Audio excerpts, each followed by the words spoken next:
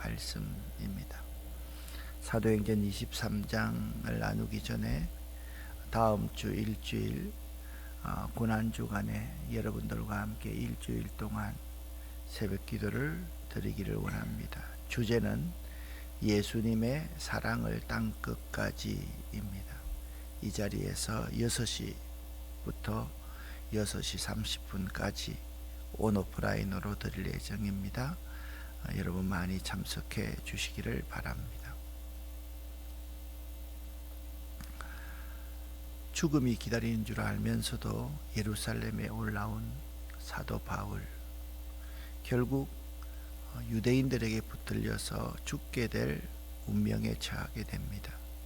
그러나 내가 로마도 가야 하리라 라는 바울의 소원이 여기에서 좌절되지는 않습니다. 선한 소원이기 때문에 그렇습니다. 하나님의 바램을 담고 있는 소원이기 때문에 그렇습니다. 하나님께서는 이방인이었던 천부장을 통해서 바울을 유대인들의 손으로부터 구출하는 놀라운 역사를 보여주십니다. 그리고 바울은 계속해서 천부장을 통해서 자신을 변호할 수 있는 기회를 얻습니다. 어저께 자신을 변호할 수 있는 기회에서 자기가 누구인지를 소개합니다. 내가 어떤 계기로 예수님을 만났는지를 소개합니다. 그리고 변화되고 나서 자신이 어떤 사람이 되었는지에 대해서 소개하고 있습니다. 그 과정 가운데서 자신이 그냥 변화된 것이 아니라 하나님에 의해서 변화되었다라는 사실을 정확하게 말씀하고 있습니다. 유대인들이 바울의 이야기를 듣고 복음 전파를 듣고 분노합니다. 그때 바울이 이렇게 말합니다. 내가 로마인입니다. 깜짝 놀랐습니다. 그래서 바울은 유대인들 앞에뿐만 아니라 예루살렘 공의회에서 논쟁을 하고 복음을 전할 수 있는 기회를 얻게 됩니다. 오늘 23장이 그 내용으로부터 시작하고 있습니다. 1절부터 5절까지의 말씀을 쉬운 성경으로 함께 읽어보겠습니다. 바울이 유다 공회를 똑바로 쳐다보며 말했습니다. 형제 여러분, 나는 이날까지 하나님 앞에서 선한 양심을 가지고 살아왔습니다. 그 순간 대제사장 아나니아가 바울 가까이 서 있는 사람들에게 바울의 입을 치라고 명령했습니다. 그러자 바울이 아나니아에게 말했습니다. 하나님께서 당신을 치실 것이요, 당신은 금만 하얗게 회칠한 벽과 같소. 당신은 율법대로 나를 재판한다고 거기에 앉아 있으면서 어떻게 스스로는 율법을 어겨가며 나를 치라고 말할 수 있어? 바울 가까이 서 있던 사람들이 바울에게 말했습니다. 당신이 하나님의 대제사장을 감히 욕할 수 있어? 바울이 대답했습니다. 형제 여러분, 나는 그 사람이 대제사장인 줄 몰랐습니다. 성경에도 이르기를 내 백성의 지도자를 욕하지 말라고 하였습니다. 아멘. 그 시대 대제사장 아나니아는 바울의 말을 오만하게 여겼습니다. 바울이 어떻게 말했습니까? 이렇게 말했습니다. 형제 여러분, 나는 지금 이날까지 하나님 앞에서 선한 양심을 가지고 살아왔습니다 라는 말을 듣자 대제사장 아나니아가 화를 벌컥 냅니다. 그리하여 사람들에게 바울의 입을 치라고 명하였습니다. 이것은요, 매우 이례적인 일입니다. 여러분 생각해 보십시오. 대제사장이면 그 나라의 가장 종교 지도자로서 존경을 받는 사람인데 그 사람이 폭력을 지도하고 있다. 그렇게 생각했을 때 참 이상한 문제 아닙니까? 실제로 역사적으로 아나니아는 성격이 난폭하며 사람 치기를 잘하고 재물 탈취하기에 잘하는 자가 아나니아였습니다. 아나니아가 바울의 입을 치라고 한 것은 율법에 어긋난 일이었습니다. 율법을 준수해야 될 종교 지도자가 도리어 그 율법을 어기고 자기 감정대로 했다는 사실은 용납될 수 없는 일이었습니다. 여러분과 저의 모습도 때로는 종교인, 신앙인, 예수의 제자라고 하면서 아나니아와 같이 자기 감정을 거침없이 드러내는 사람이 아닌가를 이 새벽에 생각할 수 있기를 바랍니다. 유명한 성경 주석가 바클레이 목사님은 지도자가 이 감정, 자기 감정을 숨길 수 있어야 되고 잃어버릴 수 있어야 된다, 잊어버릴 수 있어야 된다라고 말했습니다. 그러면서 지도자가 주의해야 될 세 가지가 있다. 인내하지 못하면 안 된다. 지도자는 참을성이 있어야 된다. 참을성이 없으면 반드시 지도자는 후회하게 된다 라고 말했습니다. 두 번째, 지도자는 인간답게 생각하고 상식적으로 생각할 수 있는 이성이 있어야 된다.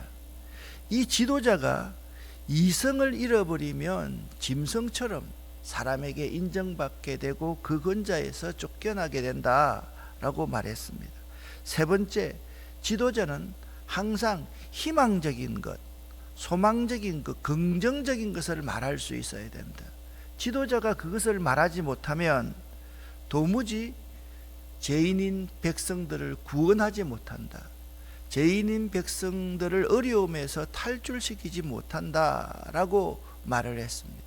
아나니아의 모습이 참 자기 감정을 절제하지 못하는 지도자의 모습과 같다라고 말할 수 있습니다.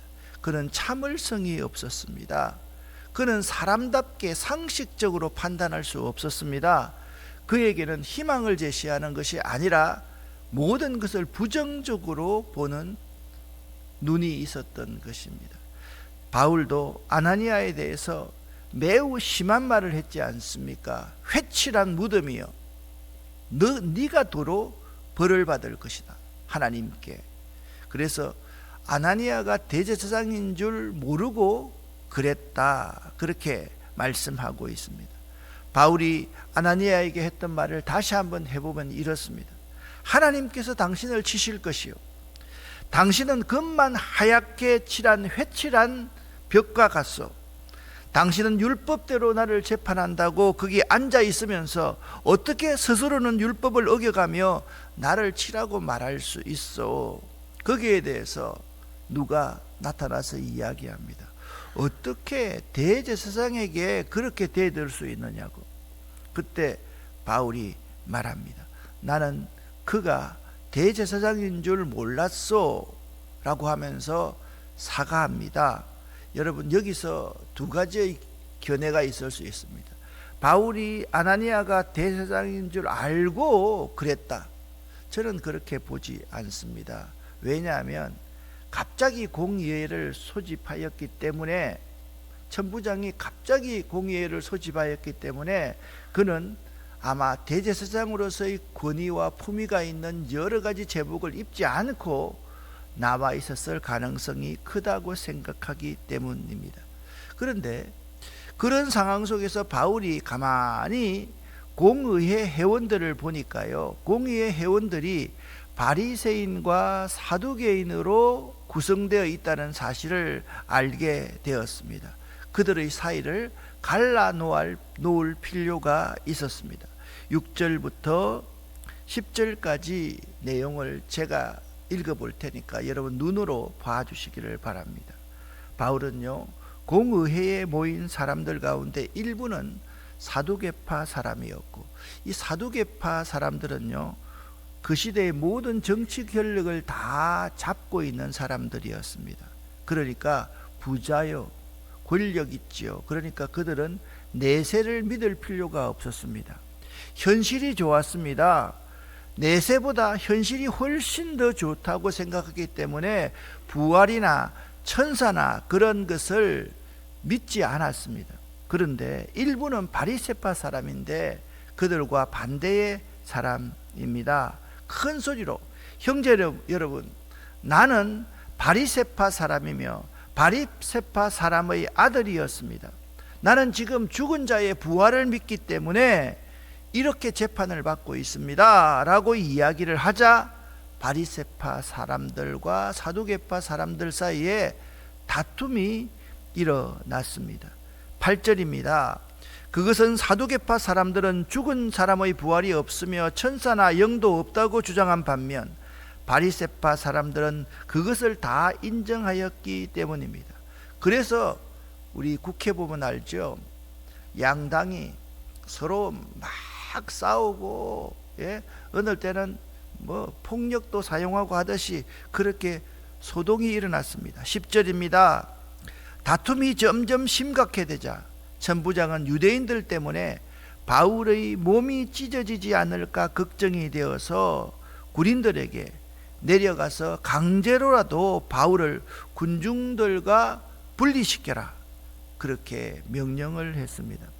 바울은 살기가 등등한 공의회의 구성원들이 사두개인들과 바리새인으로 되어 있다는 것을 알았으므로 그 둘 사이를 갈라놓기로 작정을 하였습니다. 바울은 그 자리에서 부활에 관한 이야기를 함으로써 바리새인들에게 우리는 이 사람에게서 아무런 잘못을 찾을 수 없습니다. 어쩌면 이 바울을 통해서 천사나 영이 이 사람을 시켜서 말한 것인지도 모릅니다 라고 인정을 받게 되고, 바리새인들이 되려 지금 공회로 끌고 와 있는 바울을 두둔하게 되었던 것입니다. 그래서 공회원들이 둘로 나누어서 서로 다투는 일이 발생하자 그들은요, 다툴 때, 그러니까 사실 계파 간에 다툴 때 그 다툼이라는 것은 거의 살인에 가깝게 다툴 수 있는 일이거든요.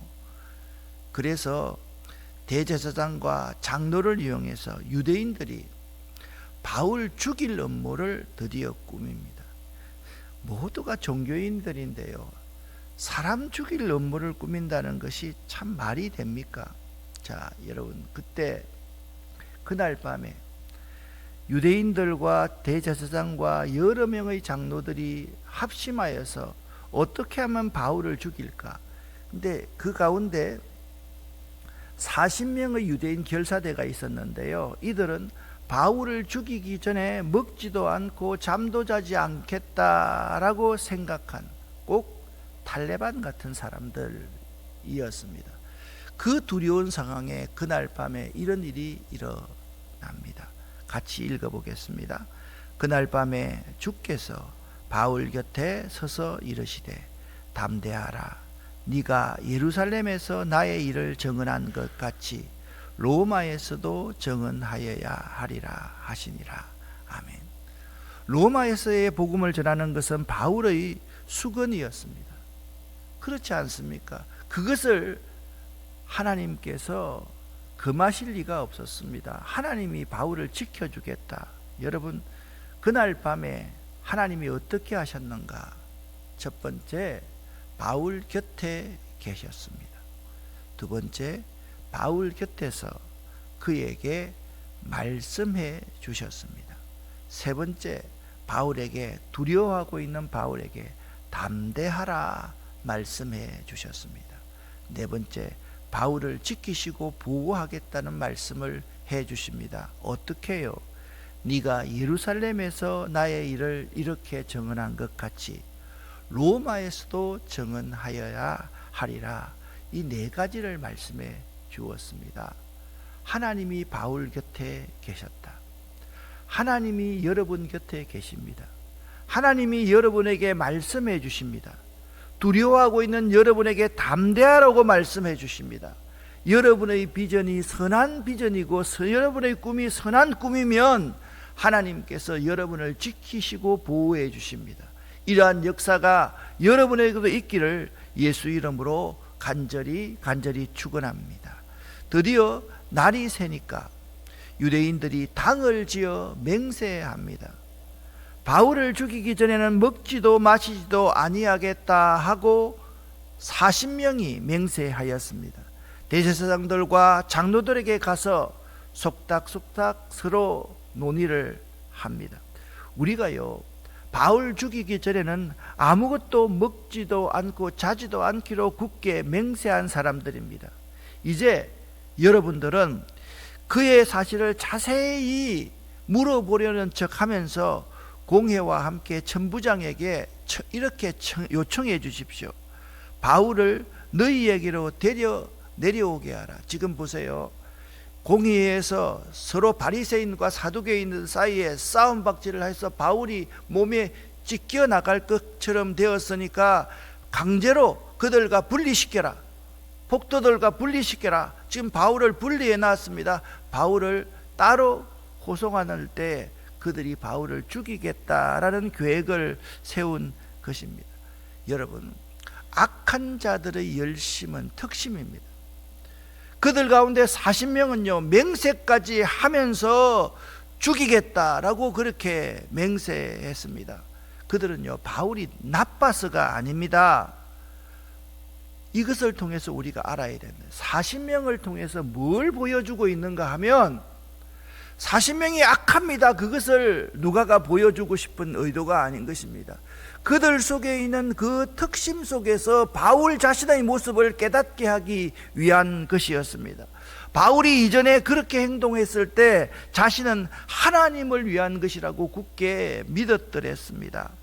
이들 40명의 결사대도 자신들의 하는 일이 유대교와 하나님의 영광을 드러내는 것이라고 생각했을 것입니다.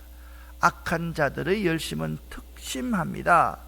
하나님께서는 이들의 특심 가운데 바울 자신의 모습을 바울에게 보여주신 것입니다.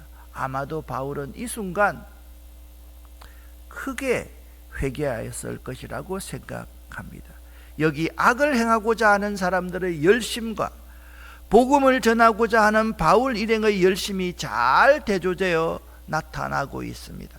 악을 행하고자 하는 자들의 열심이 이와 같을진데 하물며 선을 행하고자 하는 우리들의 믿음의 열심은 얼마나 강하고 진실해야 하지 않겠습니까? 그런데 우리에게는 이런 열심이 없습니다. 악을 행하는 자들은요 부지런하고 돈도 쓰고 날마다 사람을 찾아가면서 그들을 공략하기 위해서 노력하지만 우리에게는 그런 모습이 이제 없어져 버렸다라는 말씀입니다. 하나님께서는요 하나님이 진정으로 원하시는 것을 열심으로 행하는 사람, 바울처럼 복음을 위해서 열심히 특심한 사람, 그러한 사람을 찾고 계십니다. 여러분의 열심은 누구를 위한 열심입니까? 여러분은 무엇을 위해서 그렇게 열심히 살고 있습니까? 자신을 한번 되돌아볼 수 있기를 바랍니다. 드디어 그들의 악한 음모가 밝혀집니다. 이상하게도요 천부장을 통해서 바울을 살려주었던 하나님께서 바울의 조카가 이 음모를 알게 되었습니다. 그가 바울에게 알려주고 바울이 천부장에게 알립니다. 그렇습니다. 오늘은 바울의 조카가요 이 음모를 알고 병령으로 가서 바울에게 알려줍니다. 참으로 하나님께서 하시는 일은 신묘막측합니다. 천부장이요 이 바울의 조카 이 젊은이를 조용히 데리고 가서 묻습니다. 무슨 일이냐? 여차여차해서 40명의 유대인들이 대제사장과 장로들과 짜고 호송 도중에 바울을 죽이려고 합니다. 그렇게 말합니다. 자, 이 말씀이 다른 말씀이지만 이들에게도 적용됩니다. 잠언 16장 9절 말씀을 함께 읽어보겠습니다. 사람이 마음으로 자기의 길을 계획할지라도 그 걸음을 인도하시는 이는 하나님이십니다. 아멘. 그들은요 악한 계획을 세웠는데 그 악한 계획이 하나님 앞에서 통할 리가 없었습니다. 여기 이방인 천부장을 통해서 바울의 생명을 보호하시는 하나님의 사랑이 참 놀랍습니다. 그런데 하나님은 그 사랑하시는 그 백성을요 어떤 방법을 통해서라도 하나님의 도움을 얻게 하시는 분임을 여러분 꼭 믿으시기를 예수 이름으로 간절히 축원합니다. 여러분의 삶에 어려움이 혹시나 있습니까? 사업이 힘들거나 또한 관계가 힘들거나 또한 마음이 힘든 여러 가지 상황이 있습니까? 여러분 하나님 앞에 선한 양심을 가지고 선한 꿈을 꾸십시오. 그러면 그 하나님의 마음에 합한 선한 꿈을 하나님께서 내치실 리가 없다라는 사실을 알아야만 합니다. 드디어 벨릭스 총독에게 이송이 됩니다. 백부장을 불러서 벨릭스 총독이요, 보병 200명과 기병 70명과 창병 200명, 그러니까 한 사람을 호송하는데 470명을 동원합니다. 그러니까 전 군사를 다 동원해서 바울을 호송하고 있는 모습을 볼 수가 있습니다. 로마로 향하는 바울의 꿈은 멀고도 험난한 길이었습니다. 이처럼 선한 일, 생명을 살리는 일에는 반드시 대가가 요구되며 헌신이 요구됩니다. 그것이 주님 가신 길이었고 모든 제자들이 가야만 했던 길이며 오늘날 우리들이 걸어야 할 고난의 십자가의 길인 것입니다. 천부장은 470명이나 되는 병력을 동원하여 바울을 호송케 하여서 총독 벨릭스에게 이렇게 보냈습니다. 천부장은 벨릭스에게 이런 내용의 편지를 보냈습니다. 여차여차해서 이런 내용입니다. 그런데 29절만 읽어보면 우리는 이 천부장이 벨릭스에게 보낸 편지의 내용을 알 수가 있습니다. 29절만 같이 읽어보겠습니다. 거기서 저는 그들이 이 사람을 고소하는 것이 그들의 율법에 관한 것일 뿐 이 사람에게는 사형을 당하거나 감옥에 갇힐 만한 죄가 없다는 것을 알았습니다. 아멘. 33절에 이렇게 말씀하고 있습니다. 바울을 천부장이 총독 벨릭스에게 넘겨주었습니다. 총독은 천부장의 편지를 읽고 나서 질문을 합니다. 네가 어느 지방 사람이냐? 바울이 말합니다. 저는 길리기아 지방의 다소에서 태어난 사람입니다. 아마도 뒤에 더 이어서 말씀했을 것입니다. 예루살렘에서 이렇게 공부를 했습니다 라고 말했습니다. 그가 바울에게 이렇게 말했습니다. 그대를 고소하는 사람들이 도착하면 그때 그대의 말을 들어보겠소 라고 하면서 바울을 헤롯이 지은 왕궁에 가두어 지키라고 명령을 합니다. 총독이 있는 곳이 어느 곳이냐? 여러분 지금 바울이요 이곳에 예루살렘에서 있습니다. 총독이 있는 것은 가이사라, 바로 이 지역입니다. 그러니까 여기 헤롯 궁이 있었는데 헤롯이 임시로 거하는 거처궁이 있었는데 이곳에서 바울이 2년 동안 구류를 당하게 됩니다. 구속을 당하고 재판도 받지 않고 2년 동안 있었다라고 그렇게 성경은 증언하고 있습니다. 여러분은 어떤 열심을 가지고 살아갑니까? 고난주간이 다가옵니다. 주님께서 우리를 위해서 십자가의 길을 걷기 위해서 지금 묵묵히 그 고난의 그 길을 가고 있습니다. 여러분과 저는 주님과 복음과 이웃을 위해서 어떤 열심을 가지고 있는지 꼭 한번 생각해 볼 수 있기를 예수 이름으로 간절히 축원합니다. 오늘 저녁 수요 성경 강해 때 만나도록 하겠습니다. 기도하겠습니다. 하나님 아버지여 감사합니다. 우리 가운데도 어려움에 처한 분들이 있습니다. 하나님이 내 곁에 계심을 믿을 수 있게 도와주시고 하나님이 나에게 말씀하시는 분임을 믿을 수 있게 도와주시옵소서. 그리고 오늘 이 시간 담대하라, 두려워하지 말라, 말씀 붙들고 약속의 말씀 붙들고 기도하라, 그렇게 말씀하시는 하나님을 믿습니다.